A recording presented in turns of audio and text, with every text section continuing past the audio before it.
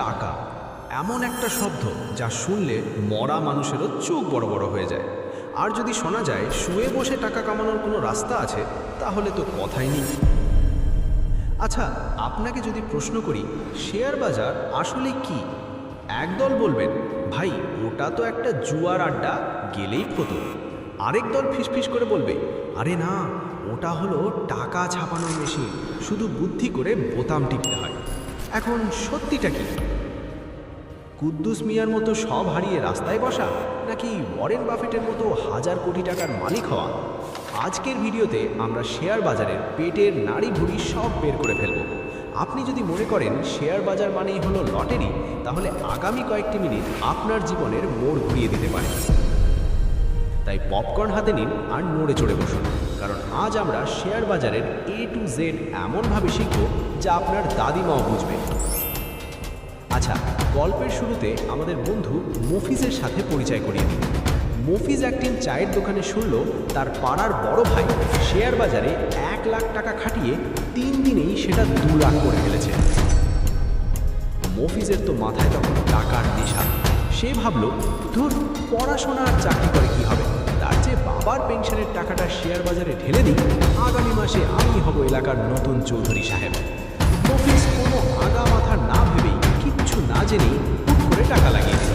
ফলাফল, 2 সপ্তাহ পর মফিজের 1 লাখ টাকা হয়ে গেল 30,000। এখন মফিজ বলে শেয়ার বাজার ভুয়া, শেয়ার বাজার জুয়া।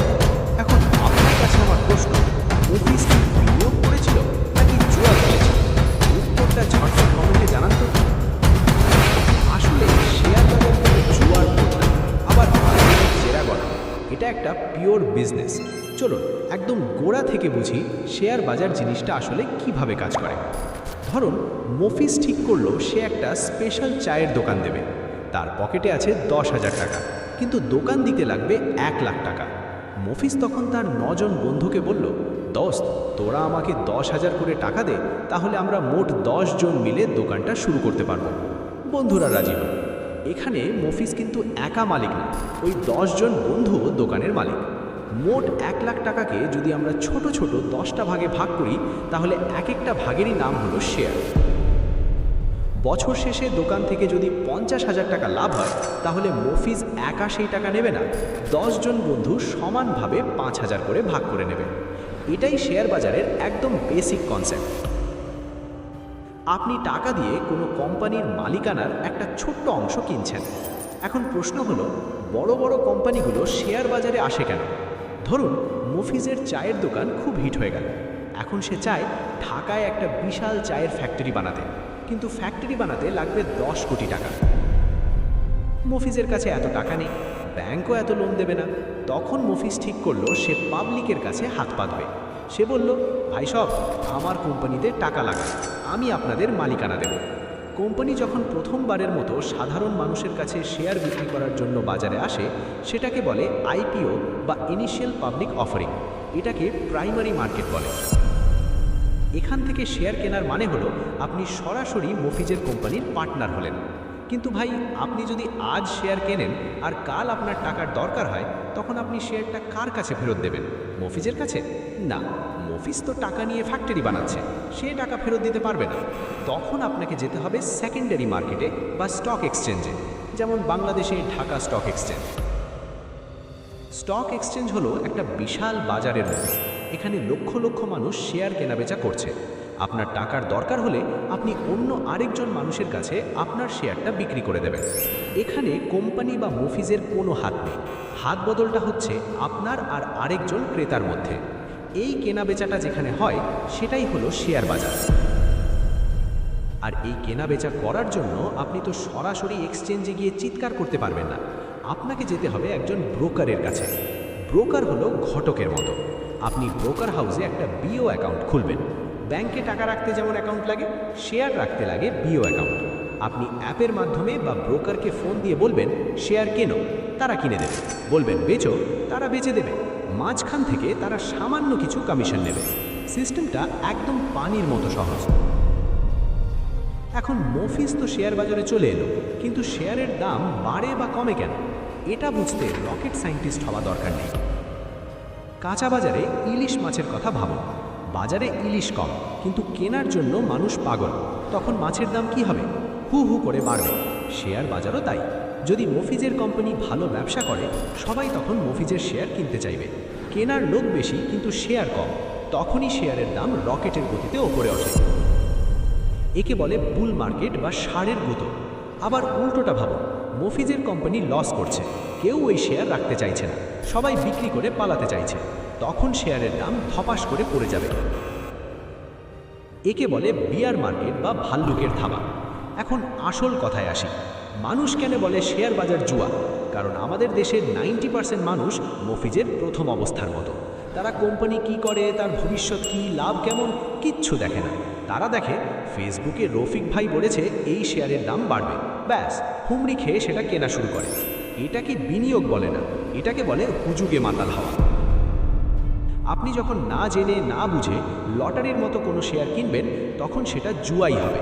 আর যখন কোম্পানির নারী নক্ষত্র জেনে টাকা খাটাবেন, তখন সেটা হবে বিজনেস। এই যে হুজুগে না পড়ে নিজের মনকে নিয়ন্ত্রণ করা, লোভ সংবরণ করা, এটা কিন্তু শেয়ার বাজারে টিকে থাকার মূল মন্ত্র।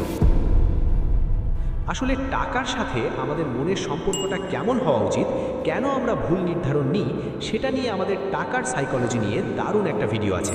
উপরের আই বাটনে ক্লিক করে সেটা দেখে আসতে পারেন। বিশ্বাস করুন, আপনার চিন্তাধারাই বদলে যাবে। এই ভিডিওটা শেষ করে অবশ্যই দেখে নেবেন। শেয়ার বাজার থেকে দুইভাবে টাকা ইনকাম করা যায়। এক হলো ডিভিডেন্ড বা লাভ্যাংশ, মানে কোম্পানি বছর শেষে যে লাভ করে তার একটা অংশ আপনাকে ক্যাশ টাকা হিসেবে দেবে। আর দুই হলো ক্যাপিটাল গেইন বা মূলধনী লাভ। ধরুন আপনি 100 টাকায় একটা শেয়ার কিনলেন, 1 বছর পর সেটার দাম হলো 150 টাকা, আপনি বিক্রি করে দিলেন, মাঝখান থেকে 50 টাকা লাভ। তবে দাঁড়ান, সব চকচকে জিনিস কিন্তু সোনা নয়। শেয়ার বাজারে নামার আগে আপনাকে দুই ধরনের অ্যানালিসিস বা বিশ্লেষণ শিখতে হবে। প্রথমটা হলো ফান্ডামেন্টাল অ্যানালিসিস। সহজ বাংলায় এটা হলো বিয়ের আগে পাত্র বা পাত্রীর বংশ পরিচয় আর ইনকাম সোর্স চেক করার মতো। আপনি একটা কোম্পানির শেয়ার কিনছেন, মানে তাকে বিয়ে করছেন। তো কোম্পানিটা আসলে কি করে, তাদের ম্যানেজমেন্টে কারা আছে, তারা কি আদৌ লাভ করছে নাকি সব ভুয়া, তাদের ঋণের বোঝা কত, এই সব কিছু দেখাটাই হলো ফান্ডামেন্টাল অ্যানালিসিস। এই অ্যানালিসিস আপনাকে বলবে কোন শেয়ারটা কিনবেন। দ্বিতীয়টা হলো টেকনিক্যাল অ্যানালিসিস। এটা হলো গ্রাফ বা চার্ট দেখা।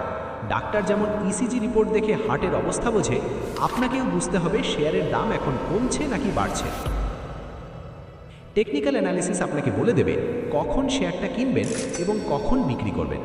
আচ্ছা, আপনার কি মনে হয় শেয়ার বাজারে কি শুধু টাকাওয়ালা লোকেরাই লাভ করতে পারে? একদম না।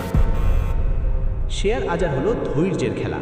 এখানে যার ধৈর্য নেই, সে তার টাকা ধৈর্যশীল মানুষের পকেটে দিয়ে বাড়ি চলে যায়। চলুন একটা দেশি উদাহরণ দিই। আপনি যদি আজ একটা আম গাছ লাগান, আপনি কি কালই আম পাবেন? না, আপনাকে পানি দিতে হবে, সার দিতে হবে, অপেক্ষা করতে হবে।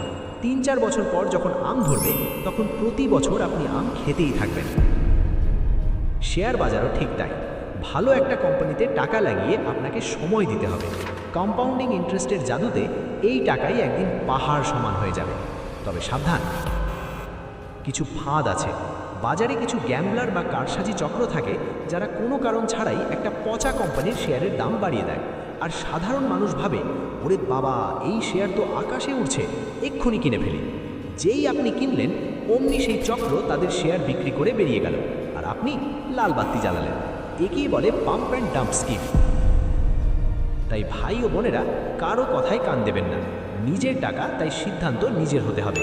টিপস বা গুজব শুনে বিনিয়োগ করা আর চোখ বন্ধ করে হাইওয়ে পার হওয়া একই কথা, অ্যাক্সিডেন্ট হবেই। এখন আপনি হয়তো ভাবছেন, ভাই এত কিছু শিখবো কিভাবে, আমার তো কমার্সের ব্যাকগ্রাউন্ড না। ভয়ের কিছু নেই, আজকাল ইউটিউব, গুগল মামা আছে। আর শুরুতেই লাখ টাকা নিয়ে নামার দরকার নেই। আপনি চাইলে সামান্য 5-10 হাজার টাকা দিয়েও শেখা শুরু করতে পারেন। এটাকে টিউশন ফি হিসেবে ধরুন। আরেকটা গোল্ডেন রুল শিখিয়ে দিই, কখনো সব ডিম এক ঝুড়িতে রাখবেন না। মানে সব টাকা এক কোম্পানিতে লাগাবেন না, টাকা ভাগ করে ভিন্ন ভিন্ন সেক্টরে লাগান। ব্যাংকে কিছু, ওষুধ কোম্পানিতে কিছু, আবার সিমেন্ট কোম্পানিতে কিছু। এতে করে একদিকে লস হলেও অন্য দিক দিয়ে লাভ হয়ে ব্যালেন্স হয়ে যাবে। একে বলে পোর্টফোলিও ডাইভার্সিফিকেশন। ভিডিওর এই পর্যায়ে আপনাদের কাছে একটা প্রশ্ন, আপনার হাতে যদি এখন 1 লাখ টাকা থাকে, আপনি কি সেটা দিয়ে আইফোন কিনবেন নাকি শেয়ার বাজারে ভালো কোনো কোম্পানিতে ইনভেস্ট করবেন? বুদ্ধিমানরা উত্তরটা কমেন্টে দিয়ে দিন। শেয়ার বাজারকে যারা জুয়া বলে তারা আসলে অলস। তারা শিখতে চায় না, পরিশ্রম করতে চায় না, শুধু রাতারাতি বড়লোক হতে চায়। আর যারা এটাকে টাকা ছাপানোর মেশিন ভাবে, তারা জানে যে এই মেশিনের তেল হলো জ্ঞান আর ধৈর্য। বাংলাদেশের শেয়ার বাজারের ভবিষ্যৎ কিন্তু অনেক উজ্জ্বল। আমাদের অর্থনীতি বড় হচ্ছে, সঠিক নিয়ম মেনে বিনিয়োগ করলে এখান থেকে যা রিটার্ন পাওয়া সম্ভব তা ব্যাংকের ফিক্সড ডিপোজিট বা জমি কিনেও পাওয়া কঠিন। তবে শর্ত একটাই, লোভ করা যাবে না। মনে রাখবেন, অতি লোভে তাঁতি নষ্ট, আর অতি লোভে বিনিয়োগকারীও নষ্ট। তো সারমর্ম কি? 1. শেয়ার বাজার জুয়া নয় যদি আপনি জেনে বুঝে নামেন। 2. কারো টিপস বা গুজবে কান দেবেন না।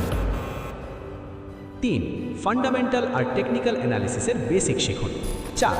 লম্বা সময়ের জন্য বিনিয়োগ করার মানসিকতা রাখুন। 5. সব টাকা এক জায়গায় ঢালবেন না।